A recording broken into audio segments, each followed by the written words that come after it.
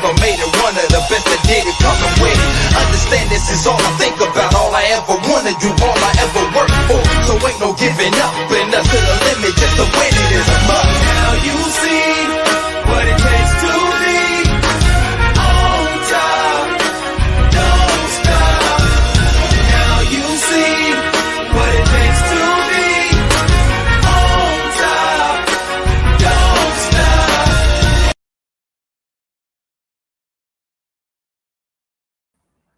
What's up, everybody? Welcome to Worldwide Laker Talk. We told you whenever we had any new breaking news, we will return.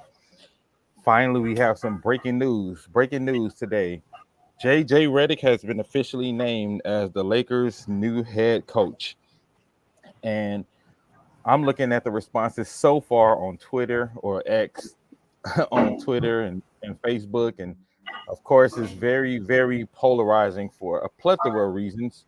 But, you know, a 4-year deal, first time coach JJ Redick. Brandon Red, let me get your thoughts. You want me to go first? Probably want to go to Q. I think Q can be on the positive side. Okay, well, then Q, go first. No, we'll go to negative first. All right, go ahead, B. I didn't like it. I never wanted him to be the coach. They try to sell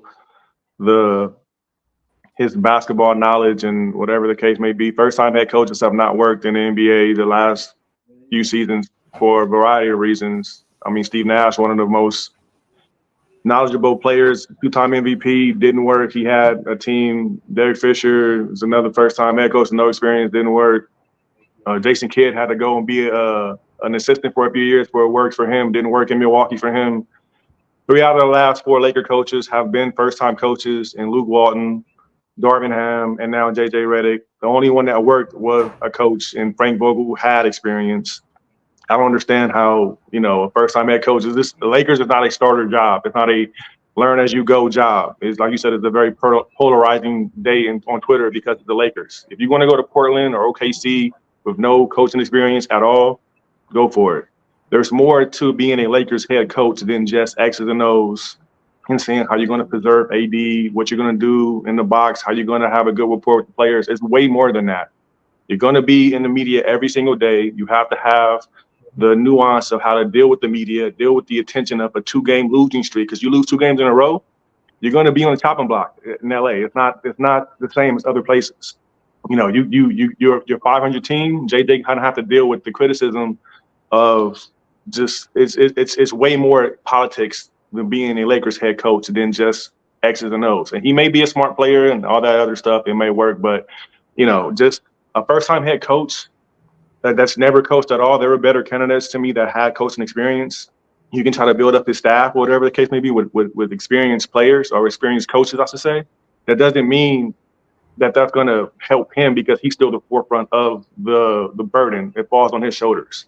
And in history, LeBron-led teams, the coaches gets the chopping block first over the history of LeBron being in the league, like going back to Paul Silas. So, I mean, I don't know if he's prepared for that. I mean, I didn't want it. I didn't want a non-experienced guy who's never coached as an assistant on any level at all, has no experience as a coach, to come to LA, the biggest stage, and try to, coach the team. It didn't make sense to me.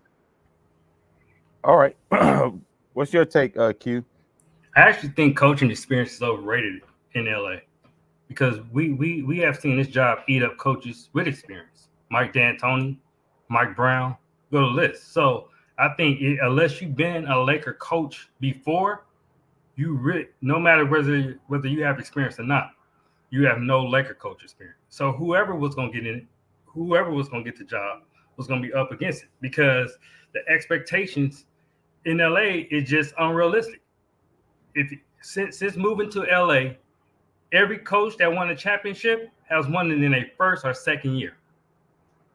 So the expectations has been the bar has been set so crazy high here.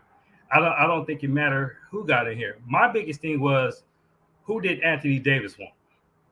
Because as much as people say play the whole LeBron as a GM thing, Be honest with you, if LeBron was the GM, Tyronn Lue would be our coach and Kyrie Irving would be on the Lakers. But since LeBron have came, well, we have hired our third option. Frank Vogel was our third option. Darvin Ham wasn't our first option. They wanted Juwan Howard first.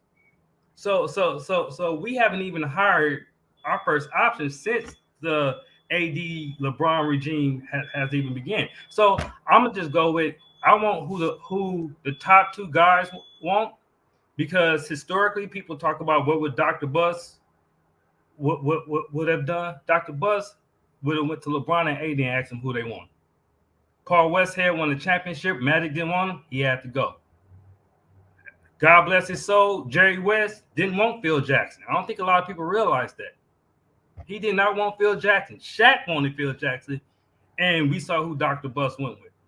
So I actually think JJ has I wanted Rondo, so I'm not going to be a hypocrite and say I didn't want somebody inexperienced, and turn around, they hire somebody experienced, with no experience, and go, well, here we go, So I wanted Rondo, but I think I definitely didn't want to retread.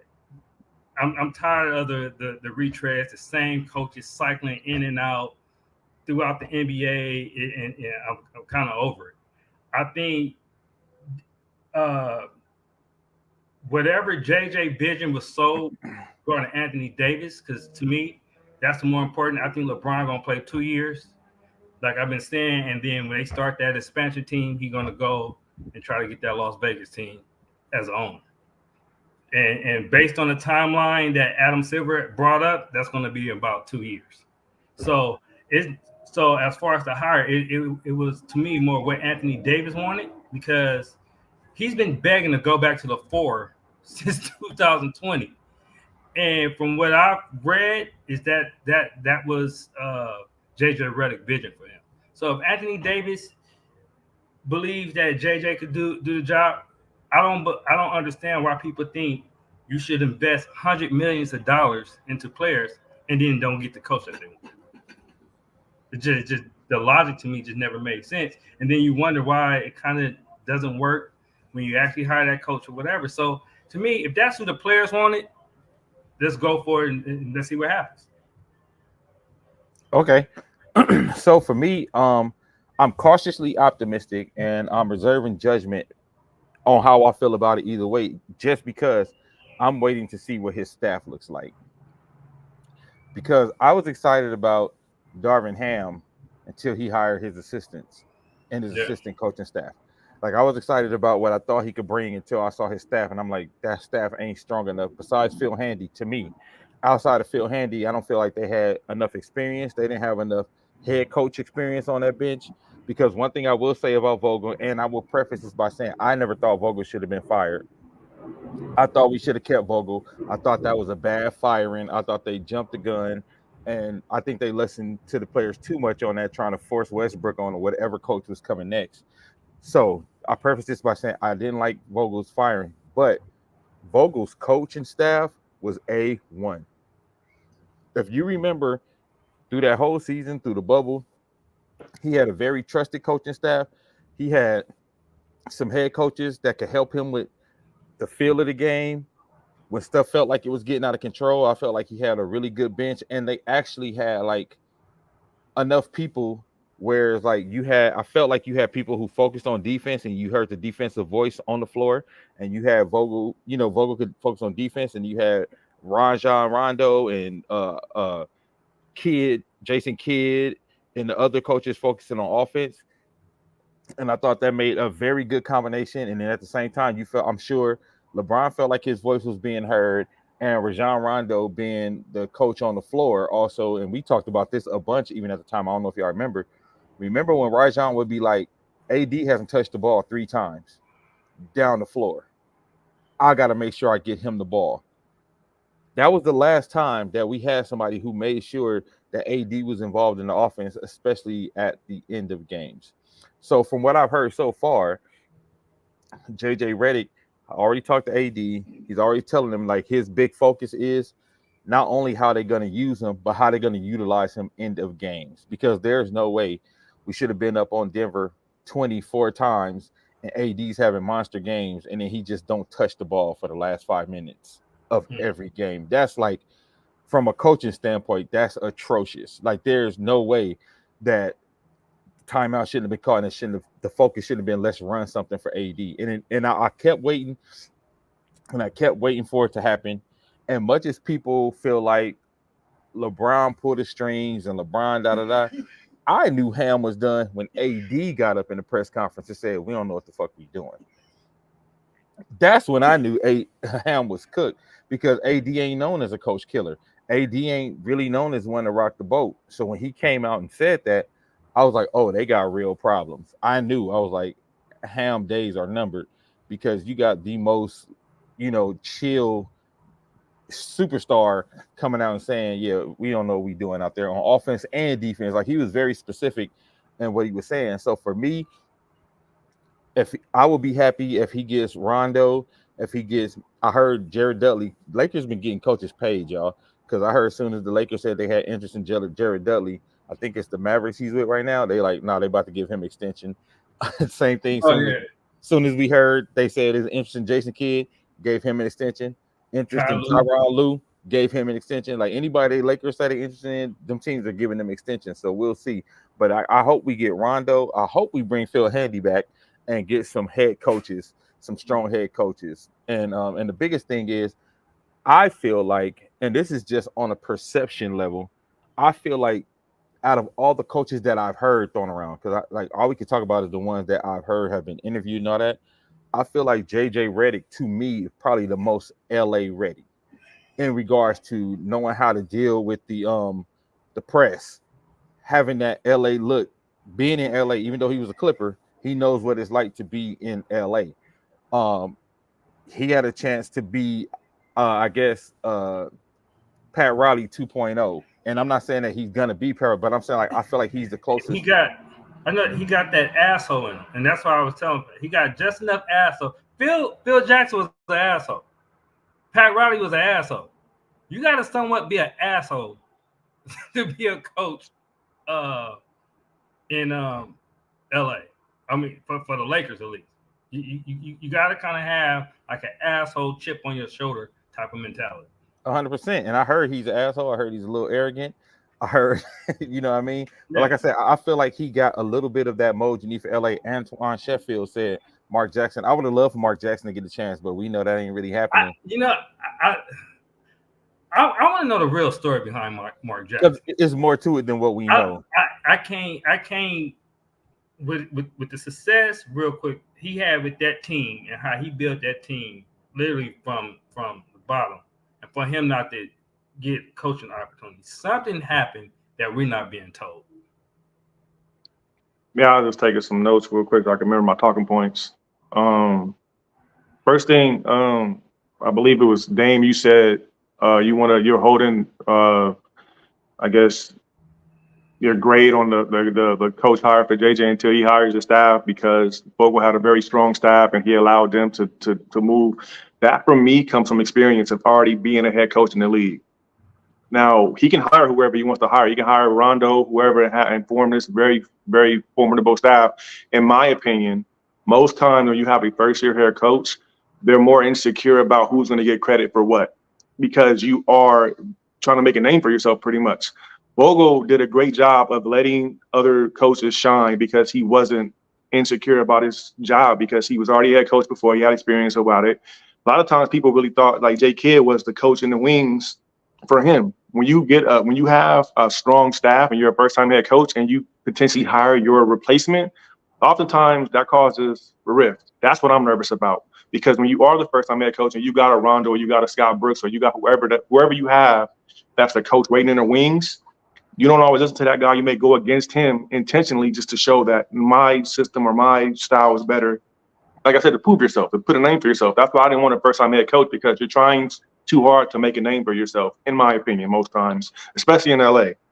Then Q, I think you said AD was on board with JJ, and that's the biggest talking point. And you made a great point, Dane, in saying that AD's a really go with the flow type of guy. He's not a coach killer. He's not a adamant, monstrative personality. I don't think it's going to be hard for LeBron to sell him on JJ. He's not a nigga that's like, oh, bro, like you got to really like put a coach with me that I'm gonna listen to or whatever. AD's a chill dude, so it's not hard to sell him on any coach. I don't think, whether it would have been Hurley, JJ, Sam Cassell, anybody. It's not like he's going to be a dude that bucks the trend or doesn't want to have a specific coach he wants. That's number two. Number three is, I believe I wanted them. I don't even know if they interviewed Sam Cassell or not, but I feel Sam Cassell was a good candidate. He's been an assistant coach for a long time. He's played in LA. He's coached in LA. He has the LA background that you just hinted that JJ had it. I'm not sure what the deal was with that. Maybe that just didn't go over well, but I would have rather have someone that's been on a coaching staff before. And then the last point was, you guys said he's an asshole. You got to be kind of an asshole to, and maybe a better word is kind of have like confidence or that bravado. And from what I've read, even prior to him being a coaching candidate, is that he rubbed players the wrong way by being overly of an asshole in the locker room. Like, this is before the whole podcast with LeBron. Like, he rubbed players the wrong way by just being more than what he was. You can even go back to like the Olympics. Kobe didn't like him because he felt like he was too much of I guess Coach K was being too much on him because of the deep connection. It had nothing to do with JJ personality. It did. No, it did. I can send you the link. It came up today coincidentally. I'm sorry. It was about Coach K gassing up JJ. Right. That's the mellow one. I can send you the other one before that about how just personality wise, it's not saying he's a bad guy or anything like that, but it was the Coach K guy gassing him up. And just his personality, and when Kobe tried to go to him and ask about shooting regimens and stuff like that, and JJ kind of shrugged off Kobe like, I don't want to work out with you or something. Like, I can send it to you. It wasn't just that. It was a personality issue with JJ as well. That was years ago, though. Nonetheless, I'm just saying, like, it has been other issues where he was a locker room, kind of guy where he didn't mesh well in locker rooms. Yeah, I didn't really hear that because everyone I've seen speak about him as far as his teammates, his former teammates, all say he was a high basketball IQ guy. A lot of guys looked at, I know Alonzo Ball just came out, just said how he really helped him out in New Orleans, was a true mentor to him. And, the people who are even Doc Rivers, who he actually had beef with, which a lot of players, now we know that debacle over there was going on. Even Doc Rivers had said that he thought JJ would be a good coach in the NBA, despite their little rift that's going on.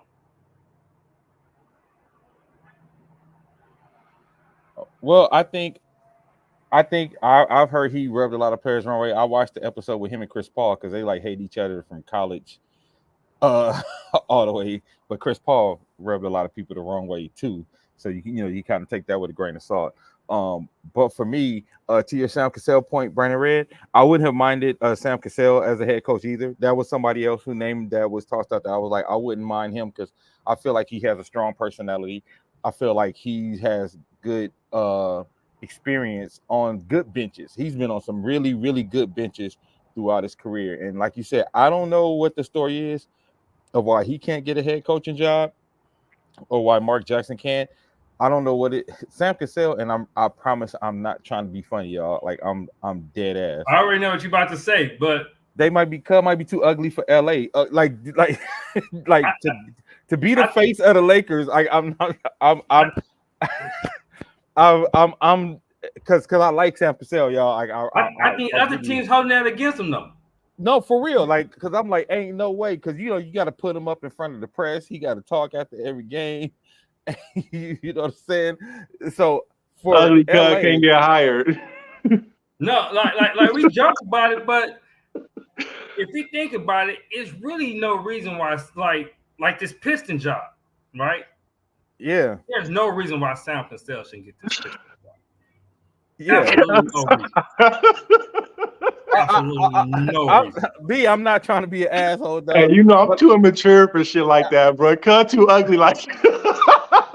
But what I'm really saying is,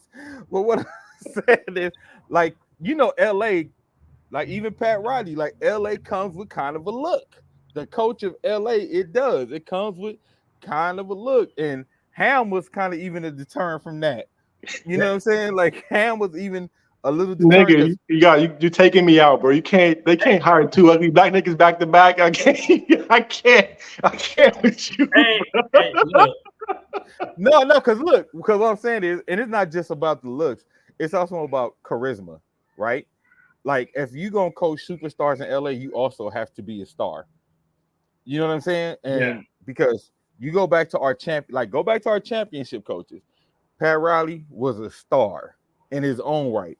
Phil Jackson was a star in his own right. You know what I mean? Like those guys, even Jerry West was a star, y'all. Our GM was, you know what I mean? Like I mean, it's a certain star power and charisma you got to have as well. And I do think JJ has that. Yeah, and I do think JJ has that. Pat Riley actually stole his look from Paul Westhead. Yeah, that's not how Pat Riley used to wear his hair. The slick back shit. That's how he got that from Paul Westhead. Paul Westhead wore the slick back hairstyle. That's not how Pat Riley wore his hair until he got with West. So even he understood like. Well, even when he got hired, if you say, remember he got hired, he changed it. He started wearing Italian fitted suits. He wasn't just like it. And even Phil Jackson, when he got here, Phil was fly. People forget. You know what I'm saying? Like Phil Jackson was fly and he was a star. Like Phil Jackson could get up and do a press conference right after Shaq and Kobe, and you wouldn't feel like there was a drop off. You know what I mean? Like you feel like you're still talking to another star. I feel like you kind of didn't have that with Ham. Sam Cassell is getting discriminated against because he has. That's funny as hell. But now you have to have. I mean, you got to have a full package. Now, I don't want to be full negative on JJ, but like he does fit the, like you said, the LA look of he has the confidence, he has that swagger. Just listen to his podcast even before he became a candidate. I was watching him on LeBron's podcast. He has the charisma and the gravitas and the culture. He kind of understands the culture more of LA. Even before that, when they were on issues, when he was on I don't know if it's First Take or whatever, he would speak intelligently about black issues. He was sometimes given more on black culture side than Stephen A. at some point. So he would be arguing him about certain things. That bar is low. Yeah, I know. Obviously, yeah. But I mean, just for him to be able to understand the temperature of what was going on in those times or whatever, and back the culture up is more. So he understands that aspect of it. My only thing is really like not trying to do too much, because like we've talked about this ad nauseum, Dame and Q. There are players that come here and the lights are too big for them. Like it seemed like every time we get a player and they sign to the Lakers, they could be a 45% career 3-point shooter. They come here 29. Yeah. So the lights have been too bright for some veteran players. So if the light can burn veteran players out or distract them or whatever, it can do the same for coaches. And I don't think Q said, any coach that would have came here would have been under the microscope, which is very true. But having some experience on a bench helps tremendously when you know kind of how to maneuver through the media.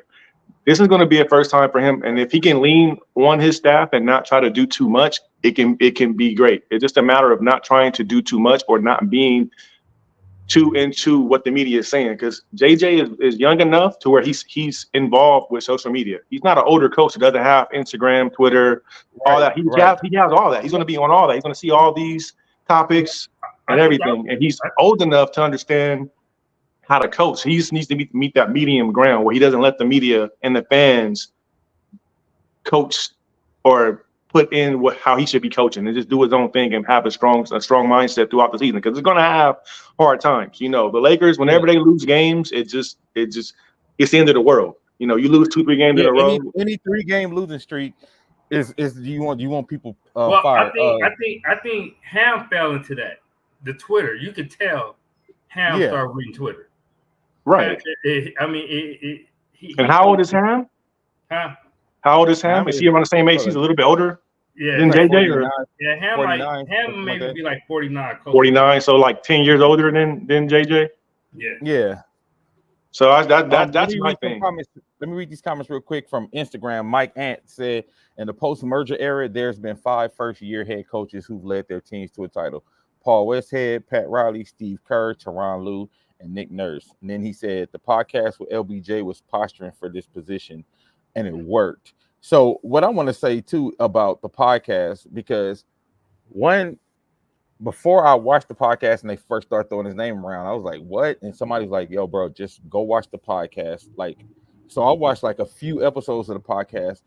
And not only did I like the way JJ broke down X's and O's, he in a way broke down why we was losing. You know what I'm saying?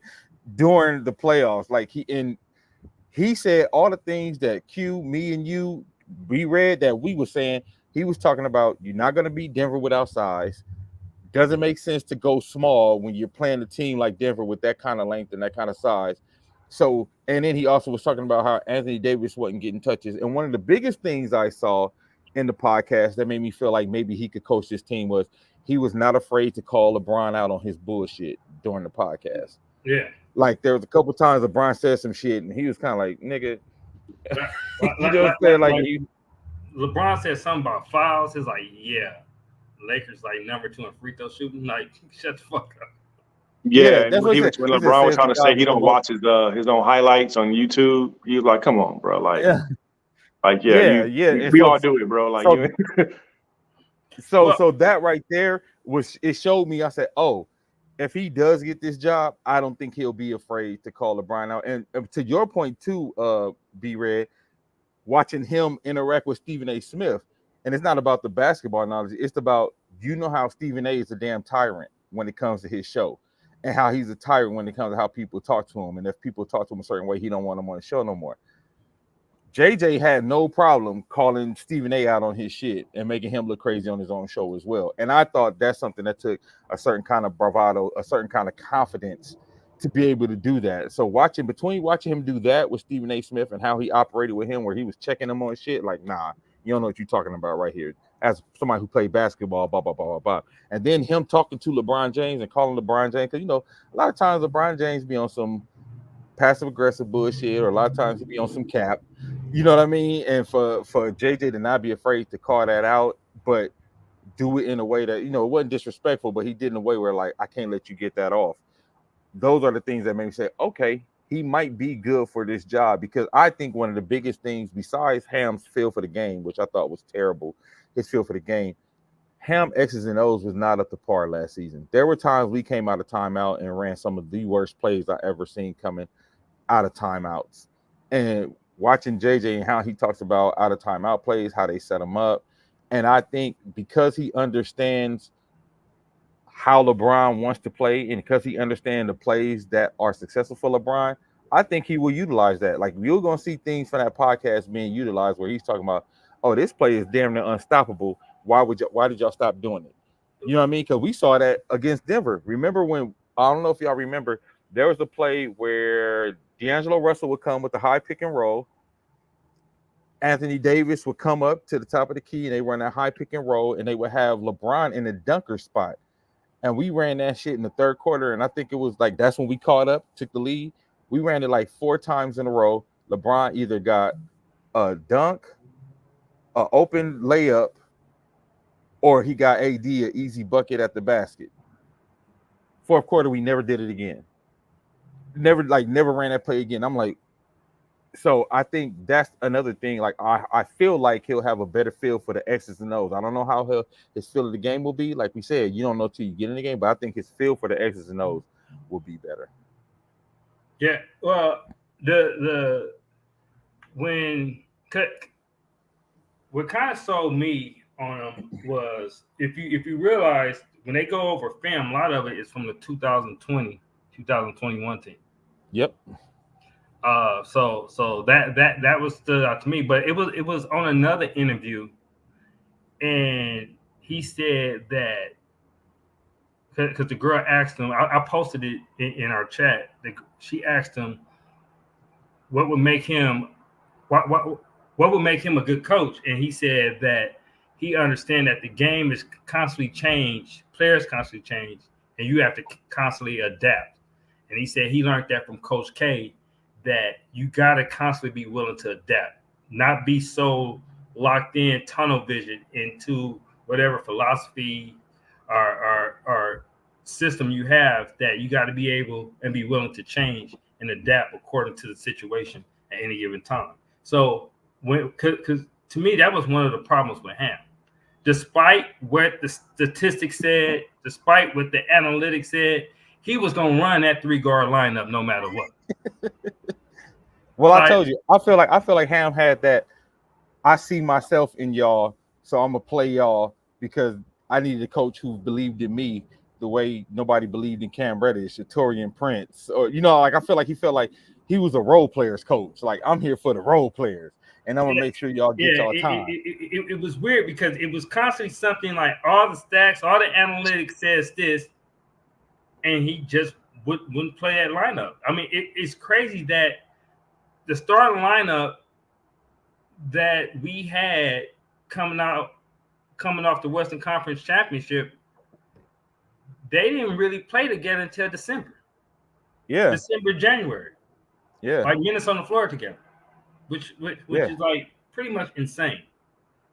Yeah, I didn't understand that. Like, I was like, this is super weird. Like, again, but like I said, he's making sure his guys got burned. So, like, Mike Ann said, Redick makes sense. After Hurley turned down the offer, it was a great move. I honestly think Redick was always the move, but they wanted some plausible deniability by saying, like, well, he wasn't the first choice.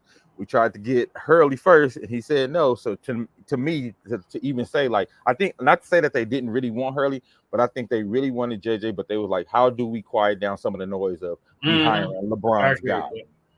You know what I mean? Yeah, no, that's a valid rumor, because from everything I've heard on Twitter and just sources like Shams, is that Hurley gave them a number that would get it done, basically because of California state taxes. Like this is the number that I need, and it'll work for me or whatever. And they didn't get that number. So I said, once they didn't give him the number he said that would have got the deal done, and he didn't walk out on Friday with agreed in terms, it was just like you said, plausible deniability, because what Q said about them breaking down film from 2020 on the podcast and bringing down the playoffs, that was his job interview right there. That was like, Laker fans, look, he knows what he's doing. That's how I took it from the jump. I said, JJ's, this is when Darvin Ham was still the coach. I haven't been on Facebook and stuff, but I said JJ clamoring to be the head coach. And I think the first player that said it was maybe what's the guy's name that wears the crown on Gilbert Arenas' in them podcast? Rashad McCann. McCann was the first one that kind of pointed it out, but I said it even before he said it. Like, yeah, he's clamoring to be the Lakers head coach, which is fine. Like I said, he has a good basketball IQ. Obviously, it takes more than that. But what gives me more confidence is that he did play under Coach K. I don't know if Coach K has a coaching tree per se, or if many of his players end up being coaches in the league. I would have to go back and kind of look. Maybe Q, off the top, you kind of deal with that. Was it Quinn Snyder, one of his guys? I don't know. I'm not sure. That's why I have to look. I don't know if he has a good coaching tree or not, but maybe, that gives us, like you said, optimism. That my only thing is just to not try to do too much. That's what I feel like the last few years. The coaches, when they get into a bind or whatever, they try to do too much to get the Lakers out of it or whatever. As long as he keeps it simple, he doesn't make the Darvin Ham mistake of seeing himself in certain role players and playing them, because he was a role player himself. He doesn't make that mistake that Ham did. He doesn't do the Luke Walton and have the hockey changes for subs. There are some things that some of the coaches that we've hired the last few years that they just couldn't get out of their own way. For whatever reason, they had something set. And what Quincy just said about him saying Coach K understanding the game is constantly moving and changing, and to adapt to that, that gives me more optimism that he will, if he goes by that, then that he'll be successful. You can't get stuck in your ways or whatever. You can't feel like that my way is the only way. If he hires a good staff, he has to let the staff do their job and not try to overpower his staff, or be the coach that doesn't allow his assistant coaches to implement game plans or tell him when he's wrong. The same way that he's going to want his players to listen to him when he's giving them advice. LeBron, AD, if someone's telling you something like that, if we get like we said before, we need another point guard that understands the flow of the game. if that point guard is telling JJ like, hey, this play we running not working, I need to get AD the ball. He needs to be able to be okay, yeah, like let's get it. Yeah, As long as it's like that, it can work. You know, I feel he has the savvy to navigate the LA media. I do. Even though he's a first year coach, I feel like he has it. What I fear is if he has early success, if he gets too arrogant, or if he doesn't have early success, he tries to catch up. It's just I almost have to be a perfect storm in a way, and I feel it can happen. It's just a matter of just keep it JJ. Don't try to be someone else. Don't try to be Coach K. Don't try to be whoever. Yeah. You just keep it true to who you are and what got you here. I was looking up. real quick, he does have a coaching tree. Yeah, I'll say I looked it up. Most of them are in college. I was right. It was Quinn Snyder is the only one that's in the pros. Well, everyone else is coaching college. His college coach tree is crazy though. Yeah. And Quinn coached under him at Duke. I mean, Duke. Yeah, okay. Yeah. What's his college coaching tree looking like? It's deep. It's deep. It's a gang of dudes, and they got good gang of dudes, and they got a lot of them got. I mean, shit, he coached for what 30 years? I mean, I'm sure, like you're gonna have guys branch off at some point. Yeah, that's Mike Bray on there. Johnny Dawkins, Bobby Hurley is in Arizona State. He got guys that coach at Howard. He got Jeff Capel, a couple of guys. They coach college. Okay. What you call it? The UConn coach played for him, right? No, his brother, Bobby Hurley. Bobby Hurley. Bobby, the one at ASU. Yeah. Okay. He was the point guard when Grant Hill and them. Right, he's the one that inbounded the ball, right? Or no? What inbounded it? Didn't he make a shot for one of the game winners for like the championship? Thinking about Christian Laettner. Christian Laettner, okay, my bad. I knew one of them white boys made a shot. That's getting racist right there. You got the right race, bro. I want to guard to center. You're getting racist with that one. Here's my thing, and here's the challenge. And I used to say this when we had Kobe. You got to have a coach where Kobe and LeBron don't feel that they're smarter than.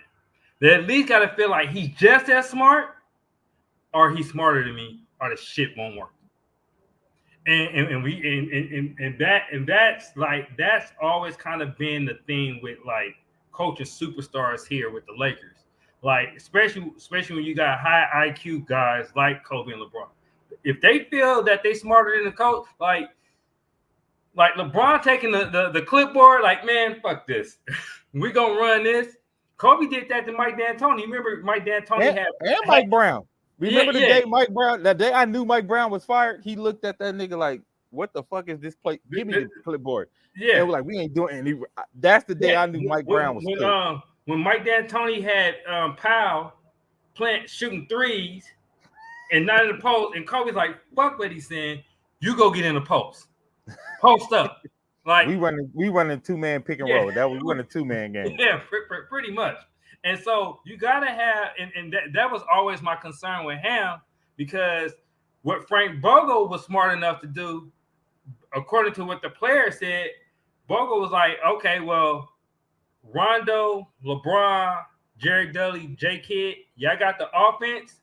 Yeah. And me and Lionel Hollins, we're gonna take the defense. Because we all know Vogel could coach some defense. Yeah. So he took the defense and he let them run the offense. And that according to Kuzma, all the guys that Carmelo. Yeah, Carmelo. And I don't know if you saw Melo even said like LeBron will let you coach him. Yeah, he did. He said, but when LeBron go to that next level, when it come playoff time, he said, if you can't go to that next level with him, that's when you might lose him. And that's to your point, Quincy, where you got to be as smart as LeBron or smarter. Yeah. Because when it's time to go to that next level in the playoffs, if he see that you ain't got that gear, he said that's when you lose. Think about it. With Kobe, we win. Phil left. Rudy T. I still think Rudy T. made up some shit. It was too hot in the kitchen. I think Rudy T. got here to LA and like, I don't want this smoke. Hell yeah. To the point. So then we asked Coach K. Coach K, I think really just considered. I think if Coach K was younger, he would have took the job. But you 60, you about damn near 60 years old at the time. I think he's late 50. He's like, I'll just stay here. And then we had to go back to Phil. to the point like we have to because you got to have somebody that's in there to like when you have players like that they feel like, okay, this guy knows what he's talking about. And I felt when I knew Ham was done, when Phil Handy was yelling at his ass. Call a timeout. He's sitting over there with his hands in his pockets, and Phil Handy is yelling at him, like, call a timeout. And then it's like he was daydreaming, and he woke up like, oh, timeout. Yep. I was like, oh, dude is toast. Dude is toast. So you got to have somebody. So I wasn't surprised when I saw it, because I was like, okay, LeBron expects this dude IQ. Now you seen Dave McMenamin reporting that AD wants Rondo a part of the coaching staff. I don't know. You guys remember when we had a game this season? Rondo was at the game. I forgot. I think it was when LeBron broke one of those games. Rondo was by the bench coaching AD. It's footage of Rondo was by the bench coaching AD this season. Yeah, that was the February 2nd game when Kobe's statue was revealed. Yeah. So when guys respect your basketball knowledge and IQ, I think it's easier for them to buy in. That was my fear about the other assistant coaches, except for Sam Cassell. Like I said, I don't know what it is about Sam. We already said it. Cut ugly. Like I already said it. Mystery solved. I didn't think about that. He can't. Yeah, he don't have the. I mean, because think about it. Sam, he coached that. He was on that. He was assistant on that Clipper team. He was an assistant. Where else was he? I want to say, wasn't he in Charlotte? Oh, on the computer. But he was he in Milwaukee? No, I wasn't in Milwaukee. Let's look it up. Real quick. But he definitely got the credentials. He got the credentials. He just Oh well, poor guy. I hope we can get him on our staff at least. I doubt it, but like I saw his name. But definitely, I want Rondo, because Rondo, for some reason, gives AD this confidence that he has only had when he had Rondo on the floor in New Orleans and in LA. Okay, like Washington, he coached the Wizards. That was with John Wall and them. He got the Clippers. He was there. Philly, and now Boston. Philly, that's what it was. I know. One of them. He was on Philly when they lost to Toronto, right? And with the shot. Yeah, I knew it was one of those like contender teams in the East he was on. I would love for him to be on the staff. Scott Brooks was another name I saw thrown out. I just want some experience on the staff. Yeah. All right, that's my question. Because I think we gotta have a former head coach. What former head coach do you think we should you would want to see? Is Monty a potential, or you think he's going to get a head coaching job? I actually thought that they might hire Monty to be the head coach because him and AD are close. But from what I read, Monty didn't want to take the Detroit job because his wife was fighting cancer. But the Pistons offered him basically so much money that he couldn't turn it down. But I'm hearing that Monty might just sit and take his $65 million and just support his wife for a little bit. That will be my first pick. I don't know what other head coaches are available. I don't remember what other ones were fired that are available right now. Well, to me, and it's so unrealistic, actually Frank Vogel would be the best. No, for real. Yeah, that's why I didn't mention his name, because I don't see that happening. It's not going to happen. But actually, it would be Frank Vogel. Frank Vogel, and I would go back maybe to a Lionel Hollins. Who's the other guy that used to coach the Pistons? The black Gentry, Alvin Gentry. What's the other coach? He got coach of the year and got fired. I actually met him when he was scouting for the Super. You talking about the one that coached in Toronto, the black guy?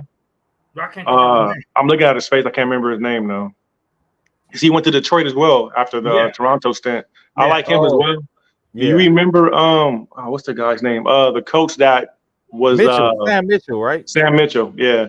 Sam Mitchell.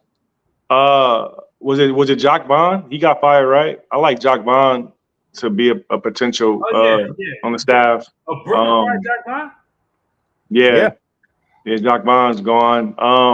It's another coach that I had wrote down. I can't remember his name, but those are like some of the guys on the staff that I would like to see, and maybe go the route that Frank Vogel went and dividing up responsibilities as far as defense, offense. I remember back when Frank Vogel was here, each coach had I believe like 8 or 9 teams, but they scouted specifically for the games. Yeah. So it wasn't just all on one. It was very cohesive. It was very well thought out and pre-planned. And those teams, that was the best regular season that we had. And then we got to the playoffs. The teams that were scouted prior by other coaches, we were able to have a cohesive game plan for those teams coming out. That's why we were able to go 4-1 against each playoff opponent until the finals. As long as they have cohesion, they have a game plan, it'll work out. It's just a matter of, like I said, JJ not trying to do too much, not trying to prove himself. Don't overdo it. You can have success here, because like Quincy, I believe it's Quincy that always says how Dr. Buss was the best owner because he allowed people to do their job. He didn't get in the way of the GM, the coach, unless he needed to. Unless some shit had hit the fan, he had to come down and say, no, we got to fire this coach. We got whatever. But for the most part, he let people do their job. And I think the head coach has to do the same thing. In regards to that, Rob Pelinka has a big job to do, because the roster is not what JJ was saying in a lot of those podcasts. It's not prepared for AD to not play the 4. To play the 4. Actually, I think Rob is on a hot seat. I think Kobe can only keep you in that spot for so long, and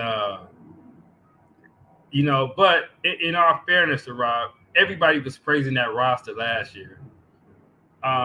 In my opinion, I don't think it was utilized right. And also, I think people underestimated how important Vanderbilt was to our team. He is our best perimeter defender, and it definitely, he was a difference maker. But I think Rob is definitely on a hot seat. What I'm curious to see, and we're going to see in this draft, is JJ and Rob's vision of how a JJ Redick team should look like. Like for instance, when Frank Vogel took the Phoenix job, I knew that wasn't going to work. You can't give a defensive coach no players that play defense. You just don't happen.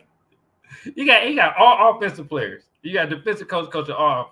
Just not going to work. So I'm curious to see how a JJ Redick vision of what this team should look like starting with this coming up draft. Let me address this comment from Tim. He said, I wouldn't respect the coach who I used to cook when he was a player. Well, that's kind of unrealistic, because you think about the best coaches that were players. They cooked as a player.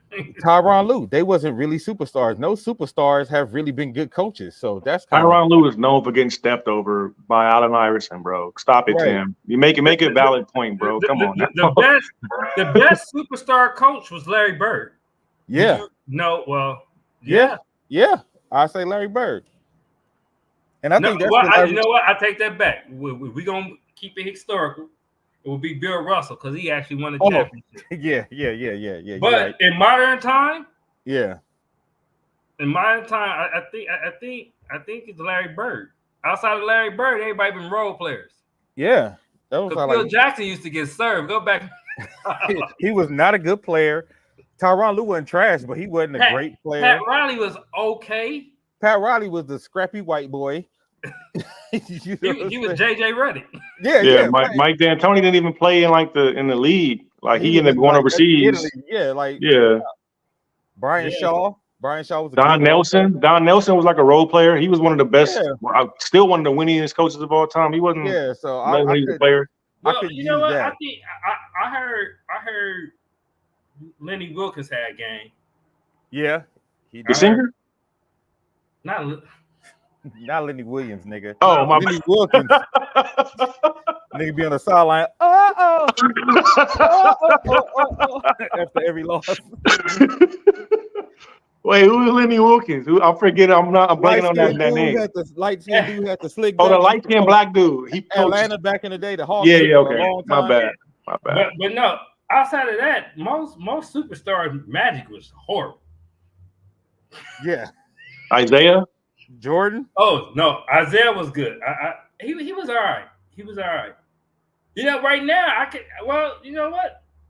Jason Kidd, probably he's right there with Larry Bird. I would say. Now, Yeah, it took him a couple of stints too to get there, though, man. Took him a minute to get his momentum going.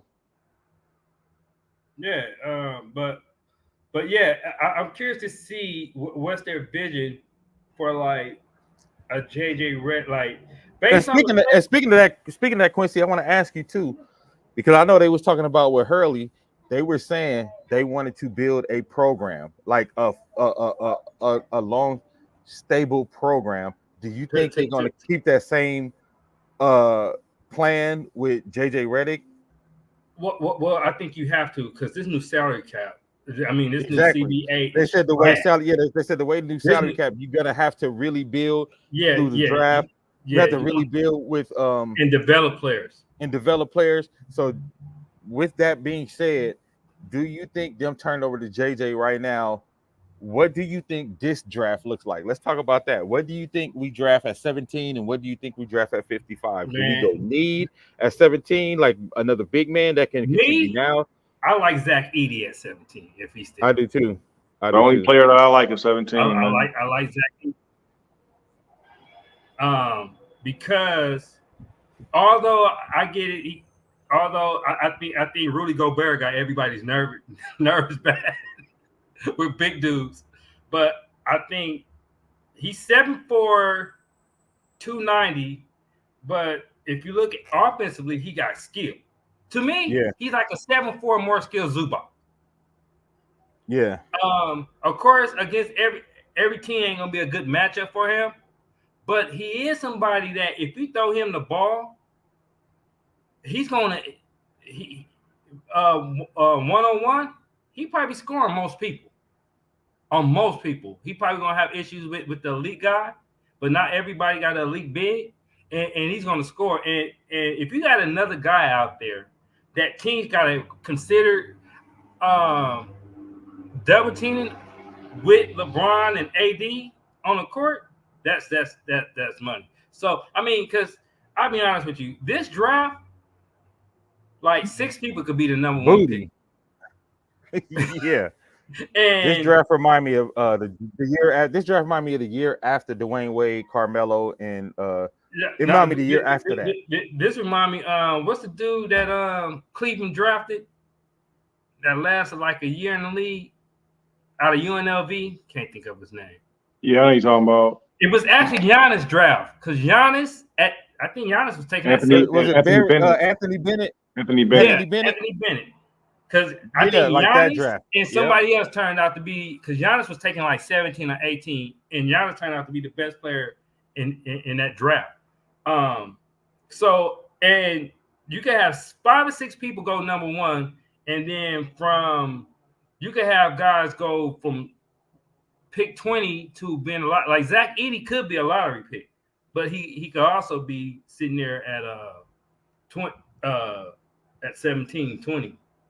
Some mock draft got him going like 20, 22, 24. So you got it's not really, this draft is pretty much like, I think you need to find that player that you have, like you see and you can just develop. If you really see see that type of guy, because I've never heard so many rumors about teams want to trade their picks.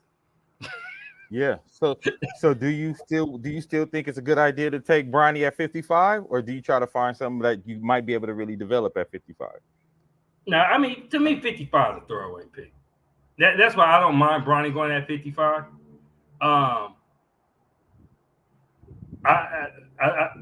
tell you the truth, I don't think Bronny gonna be there at 55. I think he showed that he could be Avery Bradley type guy and combines, and I think teams was sold on that. I mean, Avery Bradley, bro. Well, he showed that in the you can show that in the combine. Yeah. No, bro. Yeah. That's what I'm saying. That the reason why he's going to go higher than 55 is because he didn't show people like Quincy the idea that he can be somebody that's a functional NBA player. He has nothing on film that has ever showed anything consistently where he can be a consistent NBA player.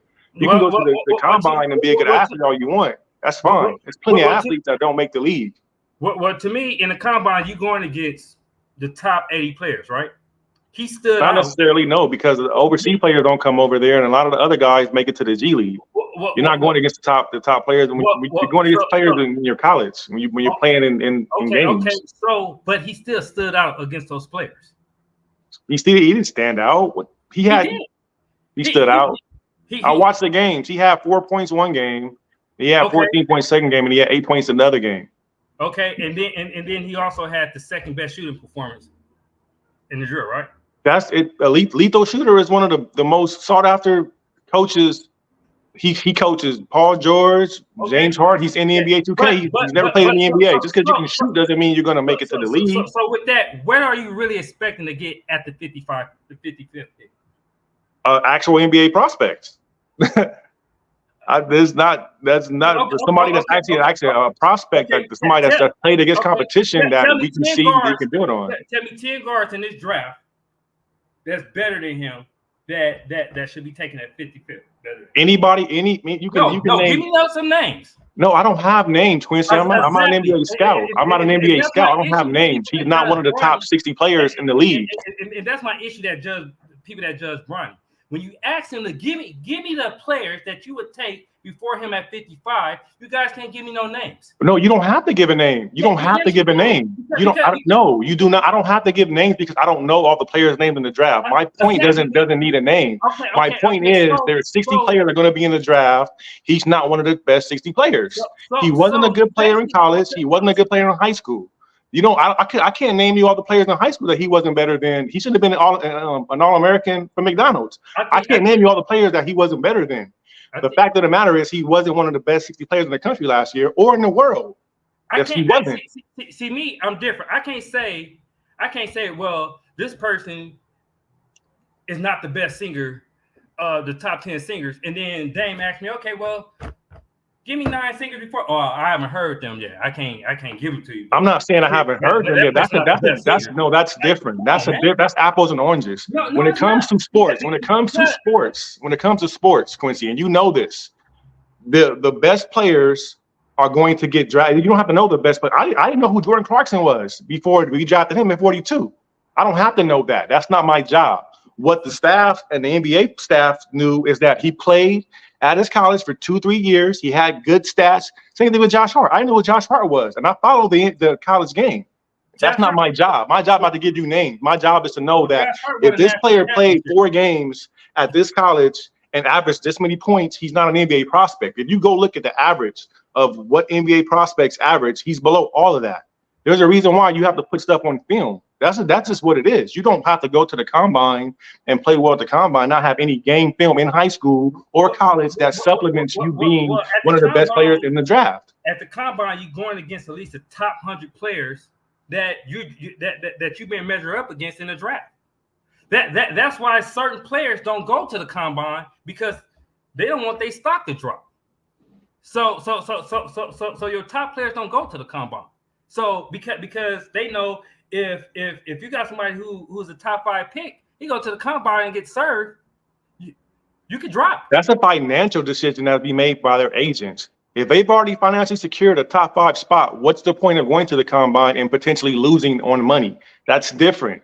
The point of the combine is to either increase your financial stock or to lose your financial stock. Or in Bronny's case, go out, have a good showing, and make more of a name for yourself to potentially, because he wasn't on the boards prior to any of the combine stuff.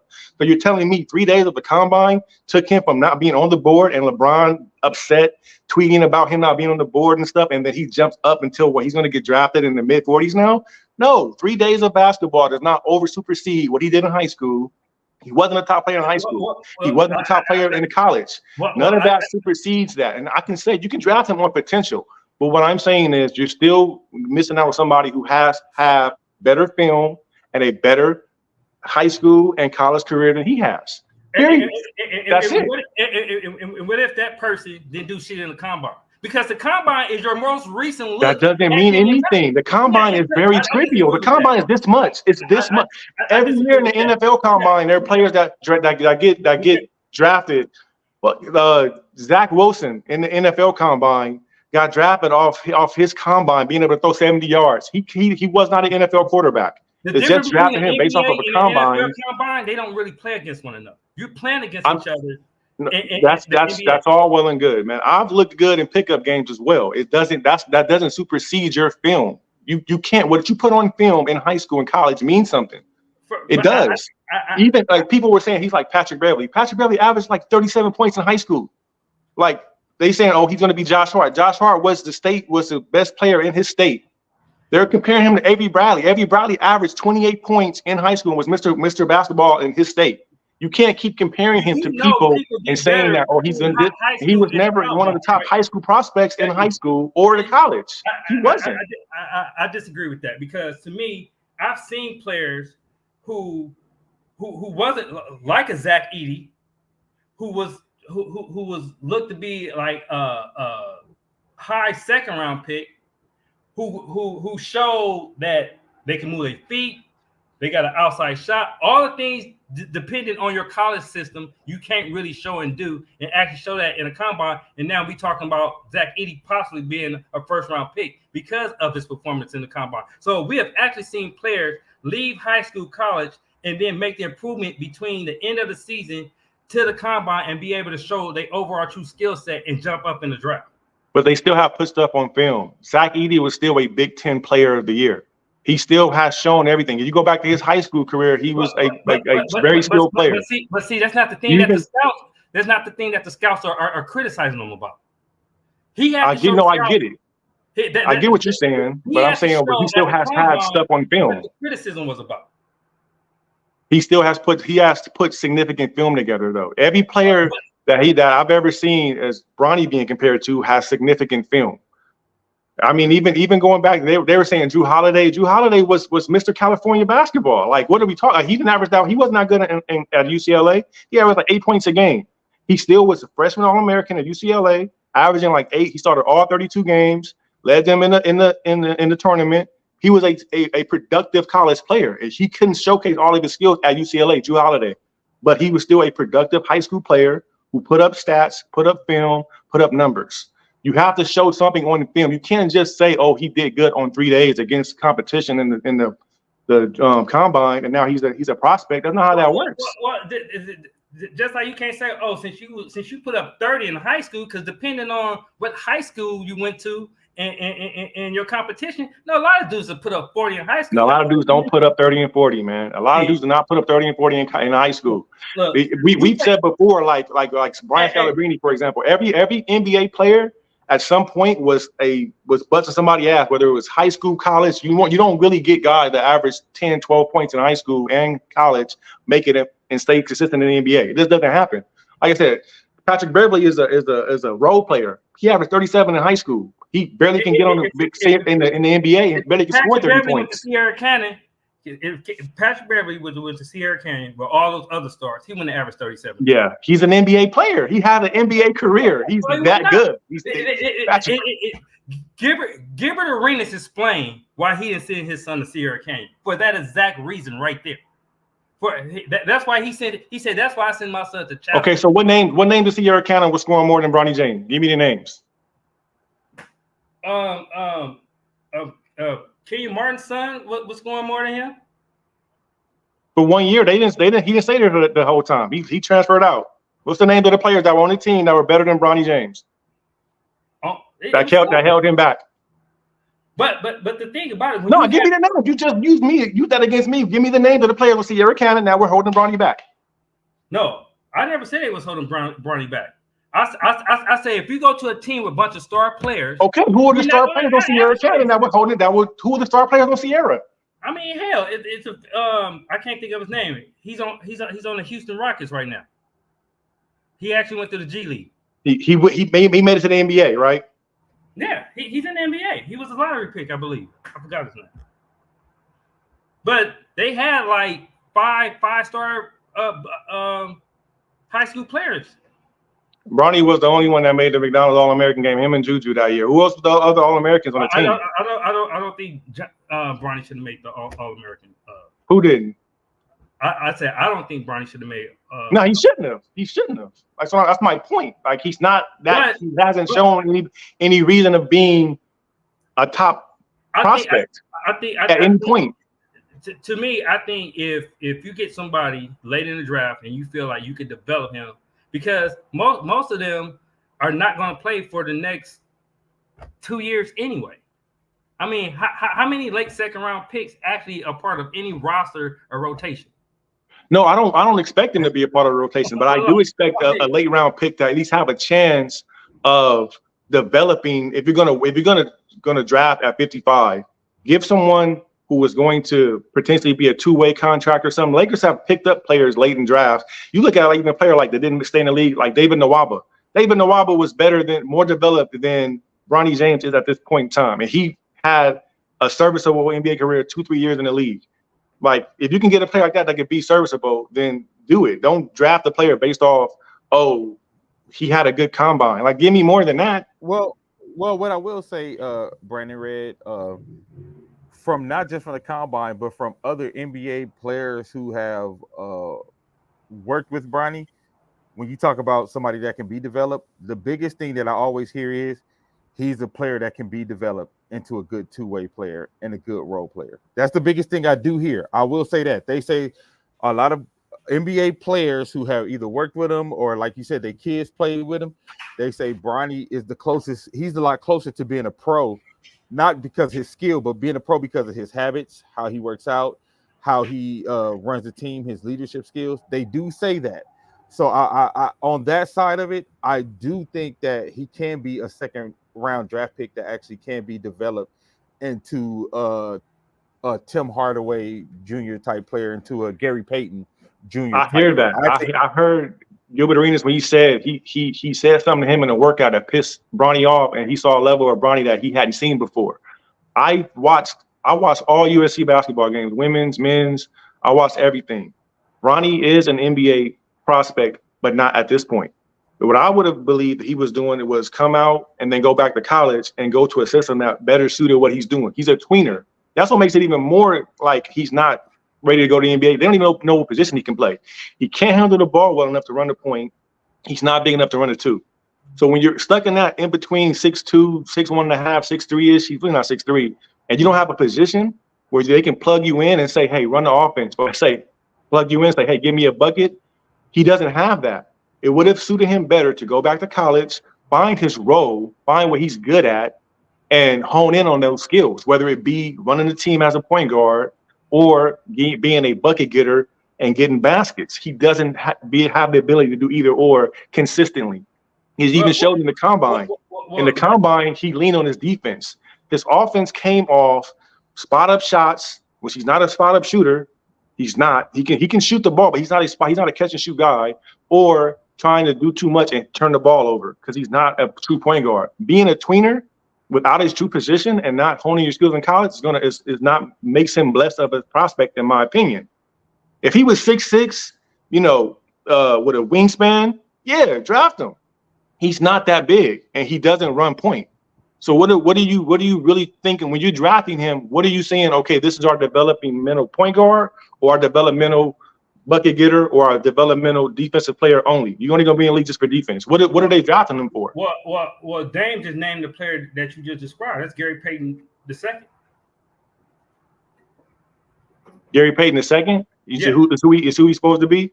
No, Gary Payton. That was his issue. He was a tweener. Right, and but he's still bigger than Bronny, being a tweener. He's 6'2", 6'3". He's 6'2", 6'3". He bring up Gary Payton on your laptop, Dane. He's 6'2", 6'3". He didn't have elite point guard skills. He wasn't an elite shooter. And then went to go to state and found a role for himself, and now he make $8-9 million a year. And remember, he was on the Lakers. I remember watching him in college. He actually played college basketball and was a good college basketball player. That's always gonna go back to my point. He put good film on in college at Michigan. But like he didn't just come in the league after like not having a successful college career. Actually, he went to Oregon State. Oh yeah, Oregon State. My bad. But the issue was, just like I said with Zach Edey, can you show them what you had issues with? I mean, because what things you do in college, there are certain things you're not going to get away in the NBA. So his issue was he was a tweener. What ended up happening, he made teams based on his defense, and then he learned how to be a spot up shooter. So he became a good point of attack defender who could occasionally be a spot up shooter, and that's how he made the roster. I don't see why. Like, that's not possible for Bronny. They got the same, and Bronny a little bigger because I think Bronny 210. The reason why is because that's not common. That's the reason why. You can bring up Gary Payton second as a good example. Cool. He still played and was more productive in college than Bronny ever was, and in high school as well. That's my biggest issue. The road that he was in college. That's what my point is. But you learn how to play basketball within a system in college and high school. You're a coach. You know this. When you're in a system, you learn how to play a role through that. He hasn't been in the system recently like that. But I see both of y'all points. I see where you're saying like he hasn't shown enough for you, but I also see Quincy's point where he says, well, he can be developed into this. And I want to bring up the last point that a lot of people want to leave out and don't want to think about just because, we try to be pure basketball, but we talking about capitalism.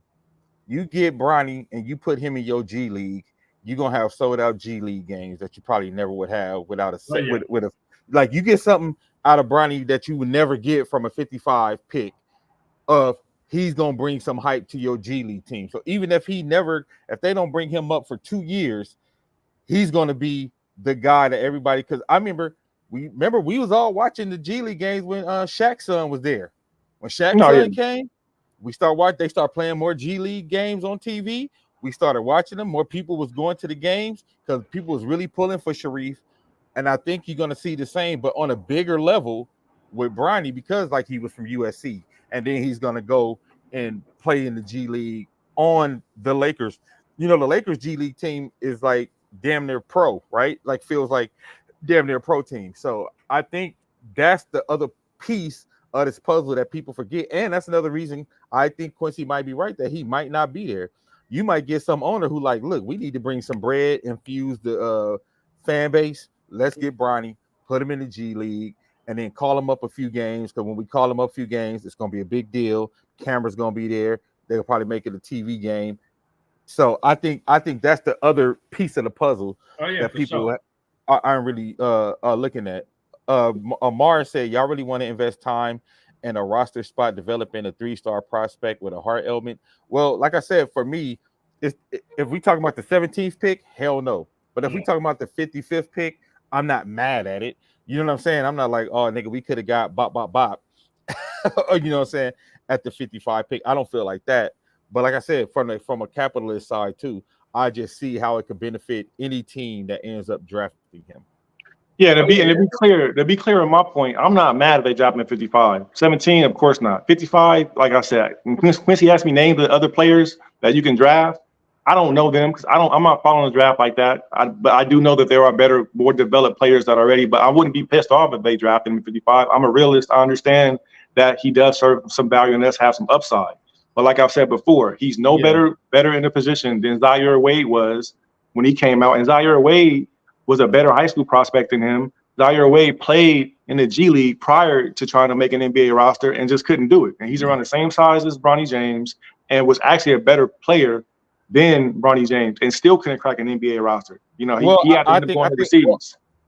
Well, I think the difference though too is because Bronny is being looked at as a good defender, that's giving him a chance that I think Zaire didn't have. You know what I mean? Because like outside the offense, like he's really been looked at like he's a good defender, and if we could add a couple of other polish some other things in this game, we'll have a good defense. And you know, now my thing with the good defender stuff is who is he played against to show he's a good defender. That's a made up narrative in my opinion. Because like I said, I watched a lot of Sierra Canyon games. I have a friend that's son went there. I went to a lot of those games. I watched all of USC's games. He wasn't going up against any NBA talent defensively. He just wasn't. Hey, so USC, the whole USC, he wasn't.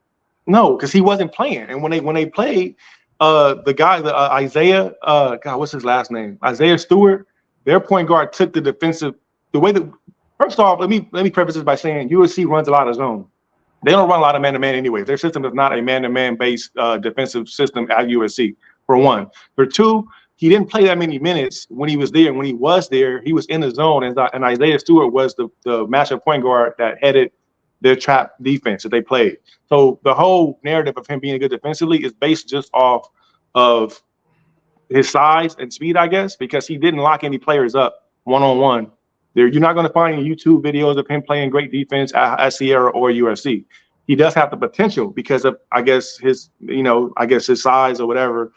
But nonetheless, the whole defensive thing is just a narrative that was created to give him a reason to be drafted. He doesn't have any defensive film of him playing good defense. Nobody can show that. I really went on YouTube when I saw defensive film on it. At Sierra or a couple steals at USC. At the zone. Look at the zone. I'm saying. I didn't want to pick up 94 feet, man. I'm like with my own eyes. Bro, I'm telling you, I don't have to go on YouTube. I watch the games. They play a zone. If he picked up 94 feet, you're not going to see that happen throughout the season. Because he didn't play that much for one. The reason why he didn't play that much is because he was a defensive liability a lot of the times. If he was that good defensively, Quincy, don't you think he would play more minutes than he played? There were games where he did not enter the game. It's because he was a defensive liability a lot of the times. He has some highlight plays that can be played and be shown up. If he was that good of a defensive player, you find a way to play him on the court.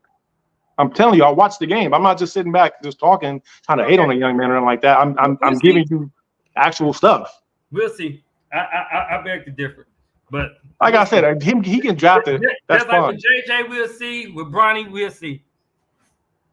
We'll see. Like I said, but like I'm saying, as of today, the future can say whatever. As of today, there is nothing that he has that makes him a top 60 prospect to be drafted. He will be drafted, like you said, for financial reasons, because of his name, because of the potential.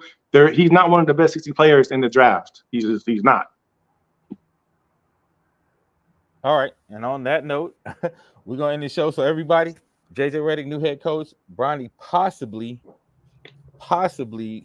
being drafted to the Lakers.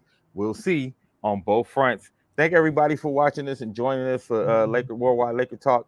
We'll be back soon. I guess we'll be back to do a draft show post-draft. The draft is when, July 17th or something? June 25th.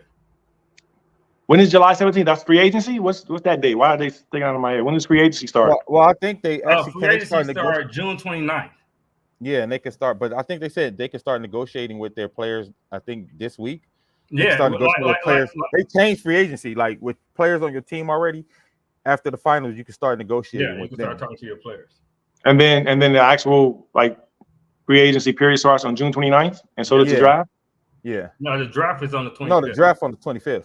25th and then 29th. So so a couple of weeks we'll be back on.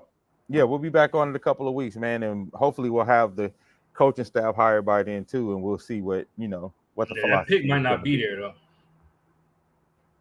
What the 17th? Yeah. Well, they talking about they might be trading it, so yeah, I think they're gonna trade it. Yeah, so the 17th pick. Yeah. Hold on real quick before we go. Delbert said, what I like about Bronny James is his attitude and willingness to learn and do whatever he has to do to make whichever team he goes to successful. Plus, his favorite player is Drew Holiday, other than his father, of course. But like I said, we'll see. But I do think he got an NBA motor. And from what I've heard from not just players, but reporters also, they say he's one of the most professional guys that they, spoken with and dealt with at that level. So, like I said, we'll see. All right, until next time, Worldwide Laker Talk. We'll be back. Wow, bunch, we go hard. We go hard while we do this. Wow, bunch, we go hard. We go hard while we do this song. And we pray that everybody here can sing along. Well, all right, y'all. alright, y'all. Well, time to kill y'all. Well, alright, y'all. We go hard while we do this song. Yeah, we bring it everybody ain't playing long. Well, alright, y'all. Well, alright, y'all. Well, alright, y'all. I'm from the place where we know how to win, where we tear dynasties down and build them back again. In other words, we don't know how to lose. It's a nice pack for those who singles I'm about to prove. Sorry, you choose to cruise through your career, but I choose to go hard to ensure I stay here. So don't be mad, cause I got a little more than you. Attribute that to the fact I work more than you. Running around town saying this and that, how we sound like the Roots, and our music is whack. Just because I don't backpack and talk about bustin' with Max and flipping birds, I'm still about my stacks. We grew up in the hood, but chose another path where it's grip for blood or you slang the bud. But we chose another point of view to perpetuate while some of y'all is real thugs, a lot of y'all perpetrate. We go hard.